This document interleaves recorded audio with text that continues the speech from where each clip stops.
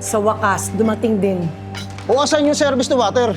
Automatic na sana yun pag may customer kayo. Ayusin ninyo ang pag-aaral nyo ha. Kung ayaw nyo, matulad lang sa waiter na yun.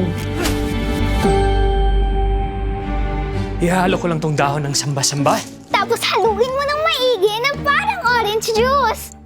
Hi, Kuya Pedro. Ang iingay naman tong mga duwendeng to. Napakatalas talaga ng pandama mo. Sayang lang, namumuhay ka ng parang patapon. Masyado kang swerte sa beto-beto ah. Kung hindi yung pandaraya, siguro may kakaiba kang kakayahan. Anong klaseng pabibintang yan? Ano ako? May sa demonyo?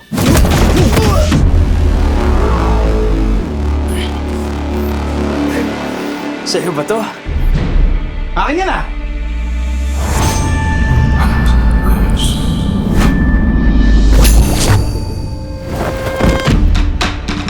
Demonyo ka! Demonyo ka! Alam kong isa kang may galing. Paano kung sabihin ko sa'yo may isang underground na kumpanya na nagbibigay pahintulot sa mga taong tulad natin na maghanap buhay?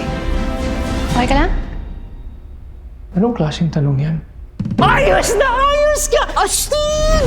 Corny mong pakinggan, pero dito ako pilong. Sa wakas, may saysay na ang pagmumagaling ko. Tapos na ang mga araw ng mga may galing na nabubulok sa nayon. Oo, gusto nating tumulong sa lipunan, pero hindi naman pwedeng hindi tayo makinabang.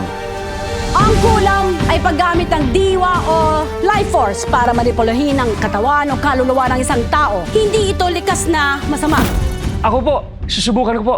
Paano mo naman masasabi na magiging mahusay ka sa ganito? Mahusay po ako makipaglaban. Hindi porket mahusay ka makipaglaban sa pisikal na mundo. Ang ibig sabihin nito ay mahusay ka rin makipaglaban sa dimensyon ng mga kaluluwa. Pinagkalob sa ating ibathala ang galing na mayroon tayo. Kaya kailangan nating gampanan ng tungkulin natin sa lipunan. Sa'yo tandaan na to.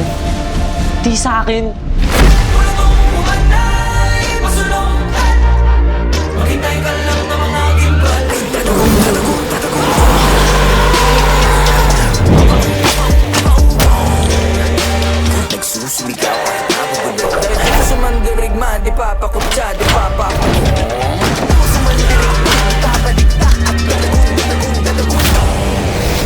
Bakit?